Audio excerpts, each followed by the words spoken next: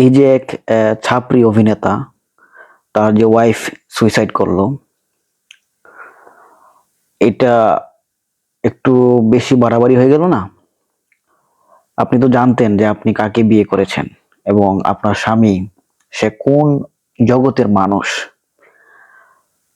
আপনি এতটুকু কনফিডেন্স কেন আপনার ছিল যে আপনার স্বামী চলচ্চিত্র জগতের মানুষ, নাটক সিনেমার মানুষ, সে হচ্ছে আজীবন আপনাকে নিয়ে থাকবে, একটা মানে একটা নারী কেন্দ্রিক থাকবে তার জীবন পুরোটাই।